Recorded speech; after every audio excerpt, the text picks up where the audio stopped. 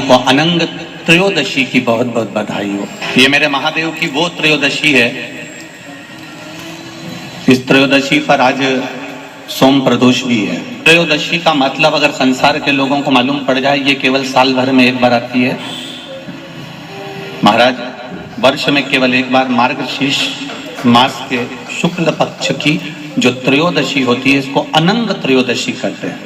इस त्रयोदशी का महत्व, जिसके परिवार में पति पत्नी का झगड़ा होता हो, जहां अदालत तक बात पहुंच गई हो, या बेटियां मायके रह रही हो, पति कहीं दूसरी जगह रह रहा हो, या किसी पति का या पत्नी का स्मरण कहीं दूसरी जगह हो, इस अनंग त्रयोदशी का मात्र स्मरण, इस अनंग त्रयोदशी का मात्र पूजन, पूरे साल भर में आप शंकर भगवान की आराधना करते हो, पर इस अनंग त्रयोदशी की आराधना का फल ही दूसरा है, इसका महत्व ही दूसरा है। तो ये जलाधारी है माता पार्वती जी का हस्तकमल, ये शिवलिंग रखा हुआ है।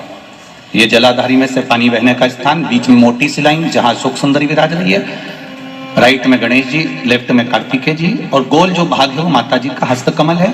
और ये जो शिवलिंग रखा हुआ है, ये शिव का स्वरूप है।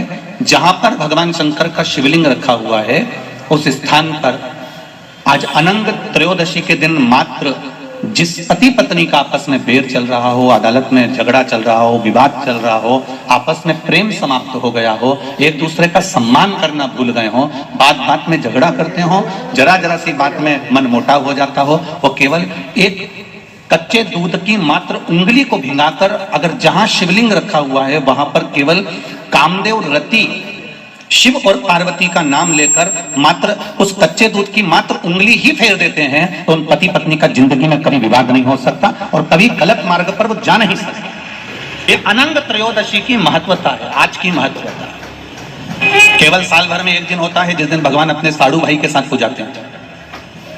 केवल साल भर में एक दिन होता है जिस दिन महादेव कामदेव के साथ पूजाते हैं। केवल साल भर में एक दिन होता है अनंग त्रयोदशी का दिन, जिस दिन भगवान शंकर ने कामदेव को भस्म करा था और उसको अनंग कर दिया था। आज के दिन